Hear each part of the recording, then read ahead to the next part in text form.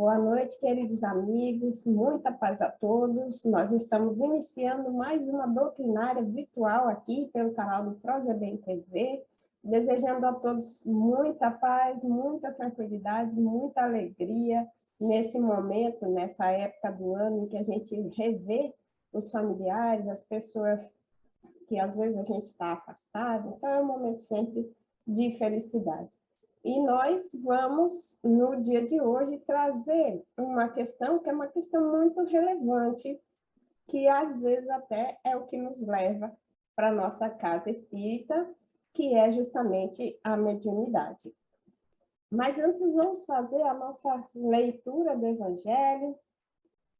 Nós escolhemos do capítulo 26, que é Dai de graça, que de graça recebestes, os itens 7 e 8, que são mediunidade gratuita. Esses itens 7 e 8 são comentários de Kardec. E ele diz que os médiuns modernos, pois os apóstolos também tinham mediunidade, receberam igualmente de Deus um dom gratuito, que é o de serem intérpretes dos espíritos, para instruírem os homens, para lhes ensinarem o caminho do bem e levá-los à fé, e não para lhes venderem palavras que não lhes pertencem, pois que se não se originam nas suas ideias, nem nas suas pesquisas, nem em qualquer outra espécie do seu trabalho pessoal. Deus deseja que a luz atinja a todos, e não que o mais pobre seja o deserdado e possa dizer: não tenho fé porque não pude pagar. Não tive a consolação de receber o estímulo e o testemunho de afeição daqueles por quem choro, porque sou pobre. Eis porque a mediunidade não é um privilégio e se encontra por toda parte.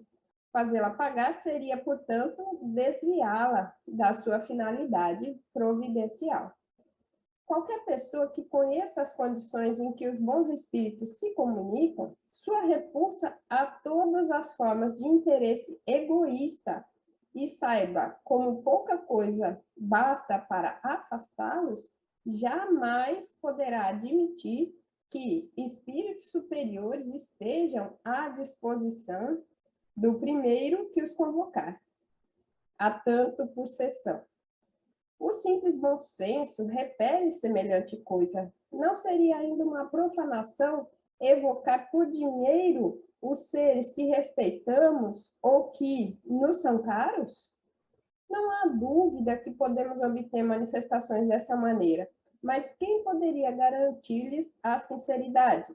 Os espíritos levianos, mentirosos e espertos, e toda a turba de espíritos inferiores, muito pouco escrupulosos, atendem sempre a esses chamados e estão, portanto, a responder ao que lhe perguntarem, sem qualquer preocupação com a verdade. Aquele, pois, que deseja comunicações sérias, deve primeiro procurá-las com seriedade, esclarecendo-se quanto à natureza das ligações do médium com os seres do mundo espiritual. Ora, a primeira condição para se conseguir a boa vontade de bons espíritos é a que decorre da humildade, do devotamento e da abnegação, o mais absoluto desinteresse moral e material. Nós pensamos em fazer essa live justamente porque nós estamos vivendo tempos em que muitas vezes a gente se ilude, né, gente, de que fulano é médium, então ele vai trazer uma mensagem de uma pessoa querida minha que desencarnou. O pessoal já está fazendo até sessão de mediúnica ao vivo no Instagram. É muito importante a gente abordar esse tema até para a gente não se iludir de que essas comunicações são sérias. Elas podem existir? Podem.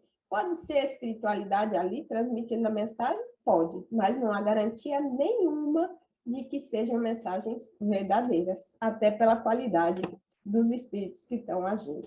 Então, a gente poderia dizer, pessoal, que o verdadeiro título da nossa palestra hoje é Diálogo com as Sombras, mas é também mediunidade, onde nós vamos falar do fenômeno e o seu propósito na doutrina espírita. Ao longo do tempo, a mediunidade ela teve diversas funções para a doutrina espírita. E qual seria o propósito atual dessa mediunidade dentro da doutrina espírita? Ora, a comunicação com os espíritos é um fenômeno que sempre aconteceu ao longo da história. Nós temos diversos exemplos disso, né? A própria Joana d'Arc, na Idade Média, ela ouvia vozes, por assim dizer, ou seja, ela tinha mediunidade, né? Ela tinha clara audiência, e essas vozes orientaram ela nas guerras em que ela se envolveu. Se a gente for mais para trás ainda, né, os 10 mandamentos de Moisés, ali é um fenômeno mediúnico também, né, gente? Então, são várias situações em que a gente identifica a mediunidade acontecendo, a comunicabilidade com o plano espiritual acontecendo, fora da doutrina espírita. E hoje em dia, muitas outras religiões também se utilizam da comunicação mediúnica. É somente que o termo médium, ele foi criado por Allan Kardec. Algumas perguntas que a gente poderia fazer em relação à mediunidade, né, gente?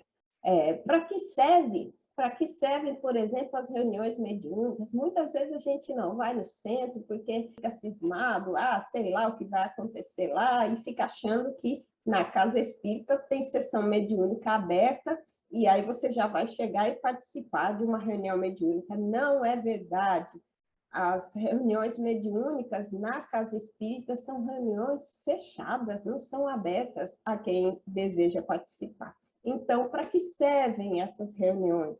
É uma das perguntas que a gente pretende responder aqui durante a nossa live. Outra coisa, a gente resolve se preparar para trabalhar numa reunião mediúnica com a intenção, muitas vezes, uma intenção secreta de falar assim, não, eu quero trabalhar porque eu tenho parentes desencarnados e eu quero receber mensagens deles. Então, essa é uma questão, né? Existe comunicação de parentes numa reunião mediúnica na casa espírita? Será? Como eu falei, atualmente tem gente fazendo live aí, colocando as questões mais mesquinhas do dia a dia, mas a gente vê o que Kardec falou, né? Que a espiritualidade superior não se presta a esse papel. Então, no momento em que a gente evoca espíritos para tratar assuntos banais, vão vir espíritos também que estão afinizados com aquele tipo de questão que não são espíritos superiores. Outra coisa, sou médium, eu devo participar da reunião mediúnica? Essa é uma das questões que a gente precisa ver aqui, né? Então, muitas vezes a pessoa chega na casa espírita falando assim, não, eu sou médium, eu vejo meu espírito guardião todo dia, eu sei que eu posso ajudar muitas pessoas e etc. Eu preciso trabalhar sem nenhum preparo, vai chegando logo no primeiro dia, já demandando uma posição de destaque no centro espírita, eu preciso trabalhar porque eu sei que eu vou ajudar muita gente. Então, essa pergunta que a gente vai responder aqui. Todo médium deve participar da reunião mediúnica? E isso vem junto com uma outra questão que é, bom, e se eu não sou médium, né, de efeitos patentes, se eu não sou médium ostensivo, como a gente costuma dizer, eu posso ou não posso participar de uma reunião mediúnica? E, finalmente, o que fazer com a minha mediunidade durante a pandemia, durante esse período de isolamento social, em que a gente está devagarinho voltando com as doutrinárias, mas ainda não estamos realizando reuniões mediúnicas até pelo seu caráter, pela sua logística, pelo seu funcionamento. Não tem condição ainda, por enquanto, dessas reuniões acontecerem. Então, o que fazer com essa mediunidade durante a pandemia é uma questão que nós vamos abordar também. Gente, Diálogo com as Sombras é o título dessa palestra. Esse também é o título de um livro de Hermínio Miranda. E é um livro muito interessante, porque Hermínio tem uma linguagem bem leve mesmo, é um livro bem fácil de ler, E nesse livro ele vai abordar uma série de questões sobre a formação do grupo mediúnico, sobre o papel de cada um nesse grupo, a necessidade de estudo e autodisciplina. Ele vai colocar os tipos de desencarnados que podem aparecer numa reunião mediúnica, e realmente são os tipos bem comuns mesmo que aparecem. Então, ele conta uma série de casos e, junto com isso, ele vai contando também as ciladas que o grupo mediúnico muitas vezes cai, e através do relato dele é possível, então, a gente já ir tendo a percepção disso aí para se educar na reunião mediúnica, né? E tudo isso, então, baseado em relatos de experiências do grupo dele.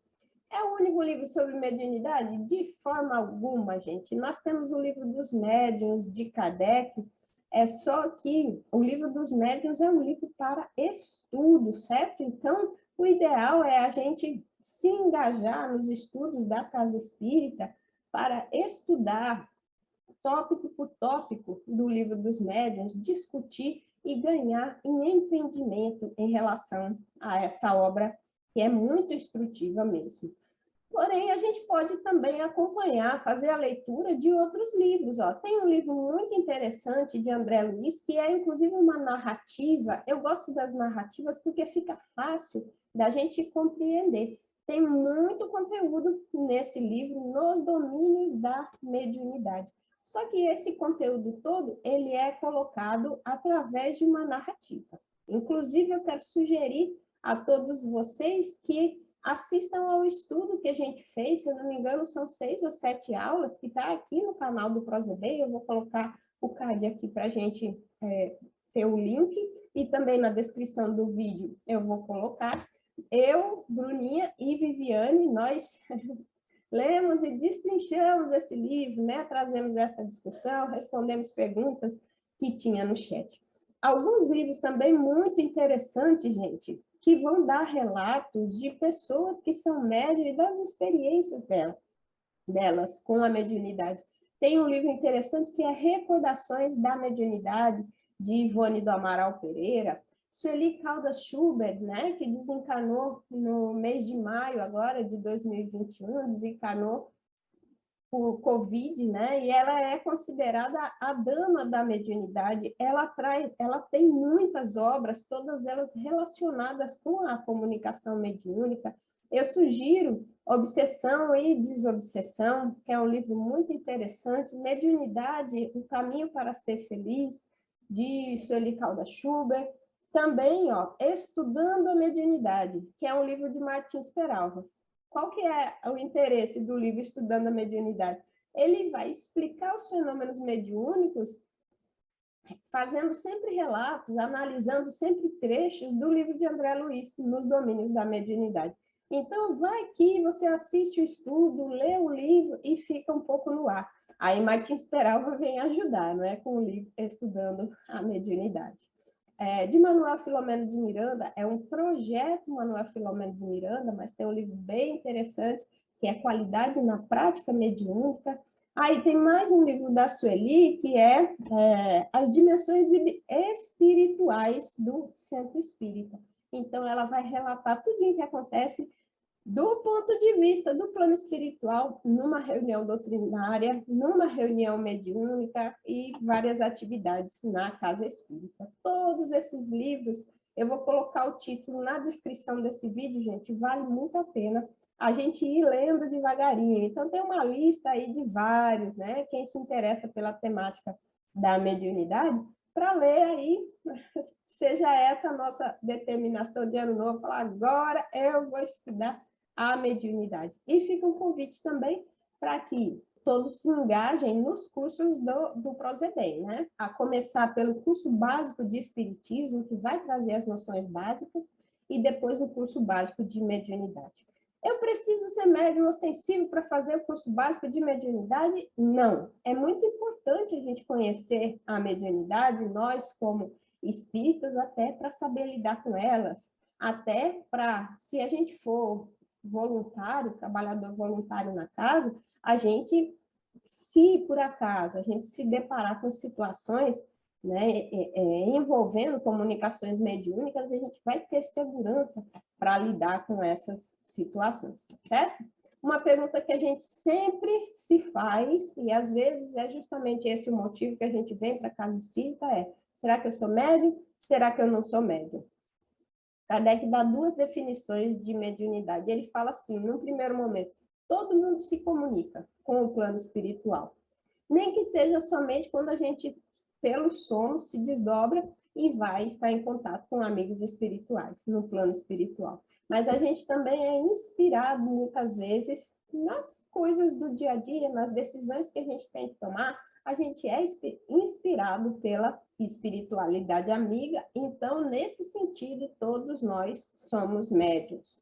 Porém, existe uma mediunidade que ela é ostensiva, ou seja, é uma mediunidade que ela vem numa intensidade maior do que a maioria das pessoas. E aí a gente diz que essa pessoa é médium de efeitos patentes. Atualmente, pessoal, tem estudos científicos que mostram que as nossas ondas alfa, elas respondem a variações de campo magnético e que indivíduos diferentes têm respostas diferentes a esse campo magnético aplicado. A mediunidade, ela é um fenômeno, gente, que é biológico e ela vai ter várias gradações aí. Então, pode ser que uma pessoa é médium, mas ela decide não trabalhar com a mediunidade dela, e aí aquela possibilidade vai ficar latente. E outra pessoa, por exemplo, que num primeiro momento nem sabia que era médium, mas começa a estudar, começa a participar do curso de mediunidade, vai para a parte prática e desabrocha a mediunidade. De qualquer modo, né, a ideia desses cursos é sempre o quê? Disciplinar a nossa mediunidade. A mediunidade é uma ferramenta de trabalho e nós temos que saber utilizar essa ferramenta, nós não podemos ficar à mercê dela. Imagine que a gente tem, sei lá, uma tesoura e a gente é costureira. A gente tem que saber o que fazer com aquela tesoura, né? Nós é que temos que dar o comando para a tesoura e não a tesoura decidir o que ela vai fazer à nossa revelia. Lá no livro Nos Domínios da Mediunidade mesmo, o instrutor Aulus, ele vai falar para André Luiz, quando eles estão observando uma das médiuns numa reunião mediúnica, ele vai falar para André Luiz, veja como ela exerce um controle sobre o comunicante. Ele quer xingar, mas ela não xinga. Ele quer bater na mesa, mas ela não bate. Então, ela tem um controle. Por quê? Porque moralmente ela é superior a ele. Se moralmente ela fosse inferior, então aquele comunicante faria o que ele quisesse com ela. E isso leva a muitas situações que a gente vê, né, da pessoa chegando na casa espírita numa situação de sofrimento muito grande, porque como ela não tem consciência da mediunidade dela, então ela se deixa cair em padrões vibratórios inadequados, e aí a espiritualidade inferior chega junto e começa a dar voz de comando mesmo. Ou então fica grudadinho nela ali, se aproveitando, se alimentando dos seus fluidos vitais. Essa pessoa vai adoecer, essa pessoa vai ficar com transtornos, muitas vezes psicológicos, e aí, é claro, né, sem dispensar ajuda médica, a gente nunca pode abrir mão de auxílio de psicólogos e psiquiatras, mas a casa espírita ela também pode ajudar.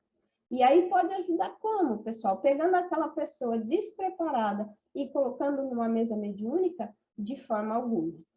Nós observamos muitas vezes a pessoa que chega e fala assim, não, mas eu vejo, eu ouço, eu incorporo, né? Eu estou em casa e aí eu incorporo, eu preciso trabalhar na mesa mediúnica. Ora, se ela não consegue evitar de incorporar em casa, ela deve primeiro se disciplinar, ela deve primeiro conseguir separar o que é o momento do trabalho mediúnico dos outros momentos em que ela vai levar a sua vida, né, normal, o seu dia a dia, justamente para ela ser uma trabalhadora eficiente. É para isso que serve, gente, a educação mediúnica. Muitas vezes a gente tem medo da mediunidade, a gente tem medo dos espíritos, a gente tem medo do desconhecido, e aí já falou tudo, né? É por não conhecer que a gente tem medo. Nenhum desencarnado pode fazer mal para a gente se a gente não permitir. O desencarnado pode até agir sobre outra pessoa que está menos atenta e aquela outra pessoa tentar nos atingir, mas se a gente tiver uma postura de dignidade, de superioridade moral, nós conseguimos nos precaver de tudo isso. Então, ter medo dos espíritos é uma consequência do nosso desconhecimento. Achar que qualquer espírito também vai resolver o nosso problema, vai prever o nosso futuro, vai dizer o que nós vamos fazer, também é uma consequência do nosso desconhecimento. A série de experiências que a gente passa na vida nada mais são do que oportunidade para a gente mesmo tomar as decisões, aprender com elas, muitas vezes, se foi a decisão ruim, sofrer as consequências para poder aprender e não fazer mais. Se for uma boa decisão, também fortalece a nossa vontade de crescer cada vez mais, melhorar cada vez mais e ser mais felizes, né? Muitas vezes também, como a gente já mencionou aqui, as pessoas vêm para a casa espírita, vêm para o estudo, querendo se tornar médium, querendo um destaque. Então, tudo isso, gente, mais uma vez, é fruto da nossa ignorância. Por quê? Porque ser médium é um fator orgânico que a gente não pode forçar, e o médium, ele não é mais importante do que as outras pessoas na casa espírita. Então, a gente vai se conscientizando de que é importante aceitar o nosso papel. Por exemplo, eu não sou médium ostensivo, meu esposo é médium ostensivo. Então, cada um de nós vai ter um papel diferente, vai ter um trabalho diferente no contexto do voluntariado aí na casa espírita, e tá tudo certo, gente. Por quê? Porque cada um vai ganhar as capacidades de acordo com o que necessita. E é bom lembrar, então, que até por isso não se deve dar tratamento especial aos médiuns, né? No espiritismo não tem essa posição de destaque, não tem hierarquia no espiritismo, o médium não é superior aos outros. É bom lembrar sempre uma frase de Chico, que ele falava assim: meu filho, morre um capim, nasce outro. Então, ele se colocava numa posição de humildade, reconhecendo que a mediunidade que ele possuía era um instrumento, até por isso ele triunfou, mas na maior humildade. Então, essa é a nossa meta, né? A gente ser humilde naquilo que a gente foi designado para fazer e não ficar escolhendo, não, porque eu quero participar de tal grupo, porque a minha mediunidade é muito grande, porque eu converso com os espíritos superiores. Cada um de nós vem com uma diversidade de dons para cumprir as várias tarefas. Da mesma forma que numa máquina, cada pecinha da máquina é diferente. Já pensou se numa máquina todas as peças fossem iguais? Só que cada uma daquelas peças é essencial. Você tira uma e a máquina já não funciona muito bem. Então, o médium é uma criatura especial de forma alguma. Todos nós estamos aqui, ó, na luta. E Emmanuel, inclusive, vai nos trazer que o mais importante não é sermos médiuns ou não sermos médiuns, e sim o que nós vamos fazer com essa mediunidade. Ele fala isso lá no livro Seara dos Médiuns, e André Luiz reforça no livro Os Mensageiros, dizendo para nós que todo ano encarnam milhares de médiuns que poderiam realizar o serviço, foram treinados, especialmente treinados para isso, mas são raros aqueles que triunfam. A maior parte consegue, assim, uma execução parcial das tarefas, mas uma boa parte também fracassa totalmente. Quando a gente vê André Luiz falando esse tipo de coisa para nós, dá um medinho, gente, porque fala assim, meu Deus, e se eu tenho mediunidade e eu não quero trabalhar numa reunião mediúnica? E aí, quando eu chegar no plano espiritual, eu vou ser cobrada por isso, eu vou ser considerada fracassada? Gente, não necessariamente. Por quê? Porque a nossa tarefa aqui, antes de ser médium, não ser médium, ser isso, ser aquilo, A nossa tarefa é evolução. A nossa tarefa é trabalhar para nos tornarmos seres humanos melhores. Então, quando ele fala em fracasso, é fracasso nesse sentido. A pessoa ganhou a faculdade mediúnica e, ao invés de usar essa faculdade de uma maneira favorável, ela utilizou para finalidades escusas, né? Para finalidades baixas, de pouca qualidade. Mas ele conta também no livro Ação e Reação, de um médium, que ele tinha um compromisso muito sério mesmo, ele tinha cometido erros atrozes no passado. Ação e Reação é um estudo que a gente fez recentemente no canal, gente, eu sugiro que vocês assistam, vou deixar o card aqui também. Mas aí esse médium, ele vem assim numa disposição para o trabalho, gente, que ele faz até além do que estava previsto. Então, ele trabalha na mediunidade, mas principalmente ele trabalha em socorro aos aflitos. E ele trabalha também acolhendo no seu lar pessoas que foram seus cúmplices no passado e pessoas que a quem ele prejudicou também no passado. Esse aí é bem-sucedido. Mesmo que ele não fosse médium, aliás, mesmo que ele decidisse não trabalhar na mesa mediúnica, ele já estaria bem-sucedido. Por quê? Porque ele conseguiu trabalhar para se tornar um ser humano melhor. É o personagem Adelino no livro Ação e Reação, pessoal, está lá o nosso estudo. Então, não é a mediunidade que nos distingue, como diz Emmanuel, mas sim o que nós fazemos dela. Se a gente olhar para Chico Xavier, por exemplo, o que ele fez da mediunidade dele? Ele colocou à disposição da espiritualidade num momento em que era muito importante divulgar o espiritismo. Então, com aqueles mais de 400 livros que ele recebeu por via da sua mediunidade, entre eles aquelas cartas consoladoras, né, para as mães. Nem toda mãe recebeu a carta, porém, quando uma pessoa do nosso lado recebe uma carta do seu filho, né, um consolo, assim, a gente tem certeza que o nosso filho também, se está desencarnado, ele está numa situação, está sendo socorrido, está sendo auxiliado. E é por isso mesmo, gente, que a busca por comunicação de parentes, muitas vezes é uma busca egoísta. Se a gente deixar de lado essa questão e começar a busca por auxílio ao próximo, nós vamos estar fazendo um uso melhor do nosso tempo aqui na Terra, né? Tempo que Emmanuel fala assim, é o principal recurso que nós temos, mas muitas vezes a gente desperdiça. Então, a mediunidade de Chico Xavier foi realmente uma mediunidade gloriosa, como também a mediunidade de Ivone Pereira, de Divaldo Franco.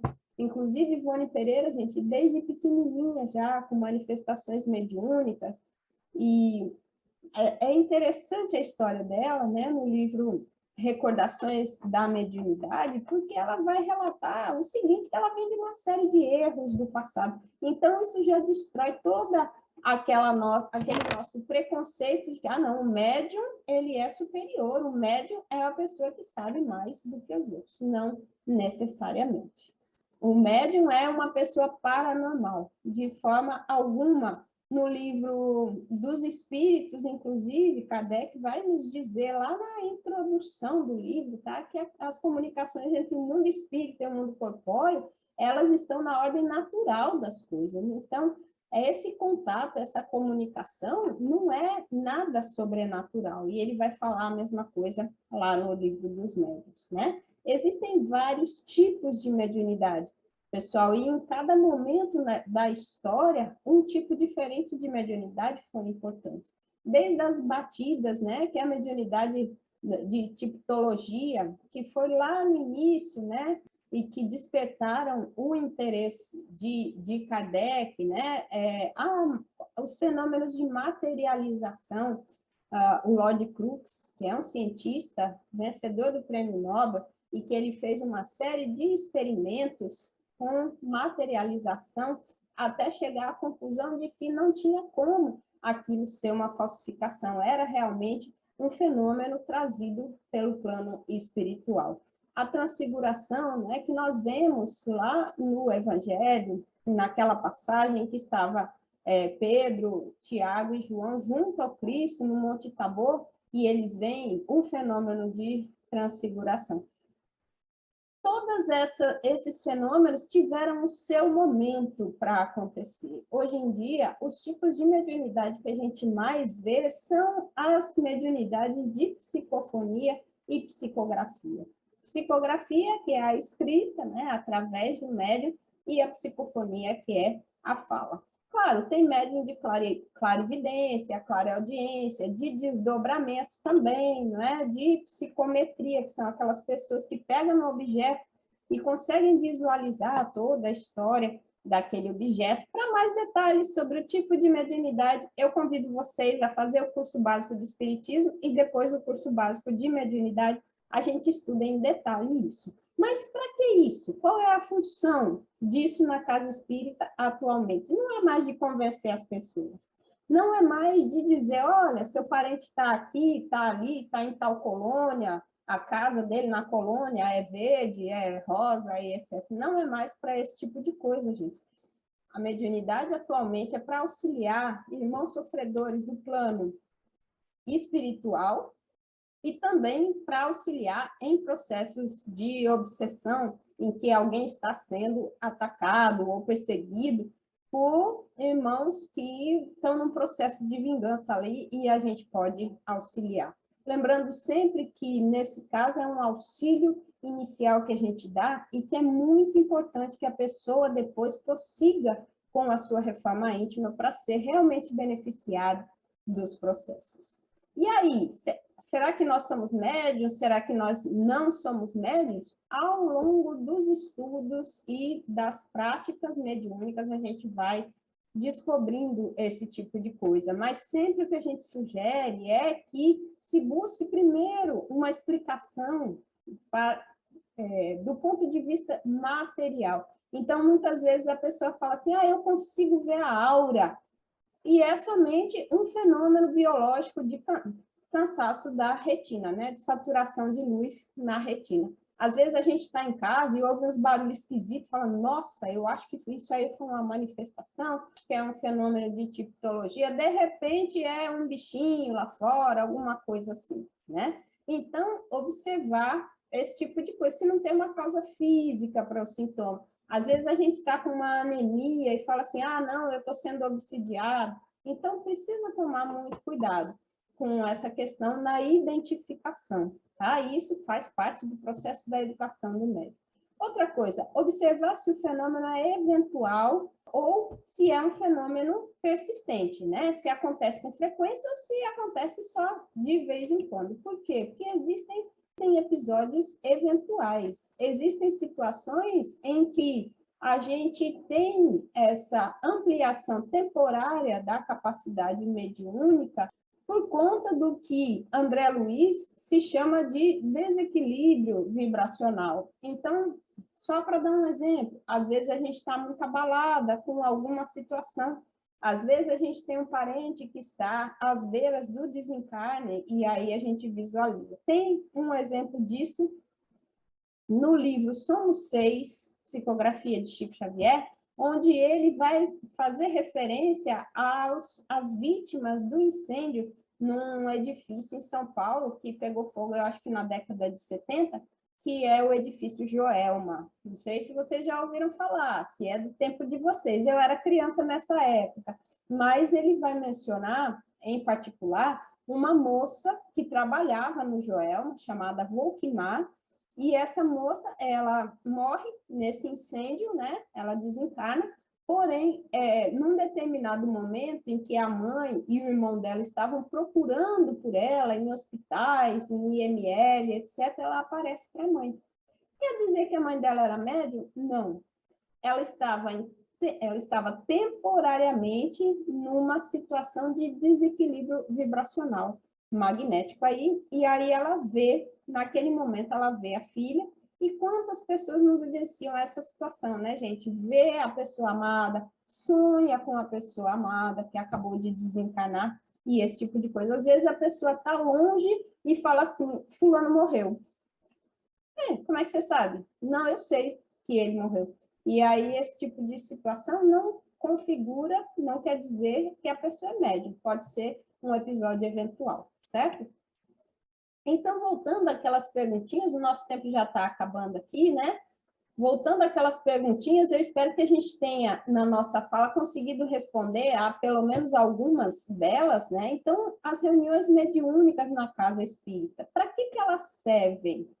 Elas servem para auxiliar os desencarnados que se encontram em estado de perturbação, né? Muitas vezes vagando em regiões umbralinas, muitas vezes convivendo com as pessoas aqui no plano da Terra, sem saber, às vezes em estado de sofrimento, desencarnados que não sabem que desencarnaram. Então, tanto para ajudar irmãos sofredores e encaminhá-los para que sejam auxiliados pela espiritualidade amiga, como também para dialogar com obsessores, né, e tentar dissuadi-los de processos de perseguição. Numa reunião mediúnica, eu vou trabalhar, e aí eu falo assim, eu quero trabalhar aqui para receber uma carta de um parente meu. Será que é assim que funciona? Não é, pessoal, não é, tá? Dificilmente vai haver comunicação de parentes na reunião mediúnica. E a gente precisa tomar muito cuidado também na reunião mediúnica, sempre é feita a avaliação das mensagens, porque às vezes o médium se empolga, né? E sai escrevendo aí mensagem dos parentes, né, e falando, olha, eu estou vendo uma pessoa do seu lado, e etc. E é por isso que é importante a gente estudar, para não se deixar iludir, às vezes, por situações em que o médium ele está confuso em relação à mediunidade dele ainda. Todo médium deve participar de reunião mediúnica de forma alguma, somente aqueles médiuns que já estão no processo de educação e controle da sua mediunidade. Nós temos dois tipos de reunião mediúnica, que é a reunião de educação mediúnica e depois a reunião de desobsessão. Então, o médium ele vai estar na reunião de educação mediúnica até que esteja apto ao trabalho na desobsessão. E aí as pessoas acham que é muito glamour, pessoal, mas uma reunião de educação mediúnica é leitura, estudo e discussão, certo? Não tem fenômenos espetaculares, porque às vezes a pessoa vai querendo esse tipo de coisa, né? Não tem, não é essa a ideia. A ideia é ajudar o médium nesse processo de reforma íntima para que ele tenha controle das suas faculdades mediúnicas e possa, então, passar para a próxima etapa, que é o trabalho de desobsessão.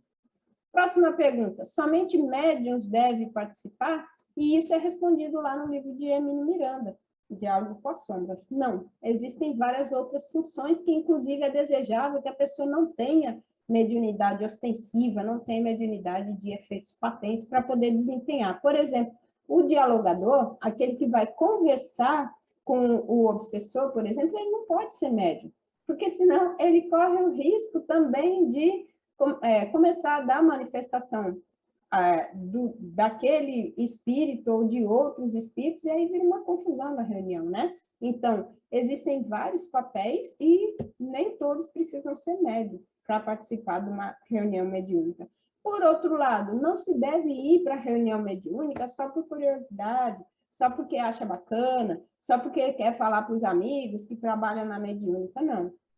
As reuniões mediúnicas sérias, elas são assistidas por espíritos superiores. Uma vez que as pessoas que participam do grupo mediúnico não são sérias, não têm intenção de trabalhar e auxiliar e fazer um trabalho em favor do próximo, então a espiritualidade superior se retira. Hermínio Miranda fala, inclusive, que são muitos anos em que aquele grupo é testado, né, na sua determinação, no seu desejo de fazer o bem realmente, que os espíritos obsessores, eles muitas vezes acompanham os trabalhadores da reunião mediúnica para ver o que eles estão fazendo no seu dia a dia, e às vezes eles são desmascarados ali na reunião mediúnica. Então, uma coisa é a gente estar na reunião mediúnica, super bem intencionado, né? Vibrando harmonia, vibrando paz, e aí lá fora a gente vai agir sem o menor controle. Não. A pessoa que se compromete com o trabalho mediúnico, ela tem que se comprometer 24 horas. Ela não pode estar ali só de brincadeira, só de curiosidade. Tá? Então, É importante que médiuns e não médiuns participem, mas é importante, mais importante ainda, que eles estejam preparados, tá? E até por isso, a gente coloca uma outra questão que é, o que fazer com a minha mediunidade na pandemia? O que vem acontecendo? Nós não estamos tendo reuniões mediúnicas por conta ainda das precauções, né? Dos cuidados que a gente deve ter em relação à Covid-19, mas a gente recebe mensagens de muitas pessoas que trabalham em reunião mediúnica e outras que não trabalham também, falando, mas eu sou médium, e eu preciso incorporar um termo que não se usa mais, pessoal. Inclusive, no estudo, a gente meio que explica isso. Mas estou repetindo aqui a forma como as pessoas vêm falando.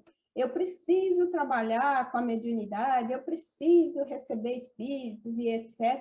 E aí é que vem a proposta, que a gente olha um pouco para os médiuns ao longo da história, né? A proposta de que a mediunidade é um instrumento para que a gente se torne pessoas melhores, e à medida que a gente se torna pessoas melhores, nós vamos ver trabalho em vários setores, não somente no setor mediúnico.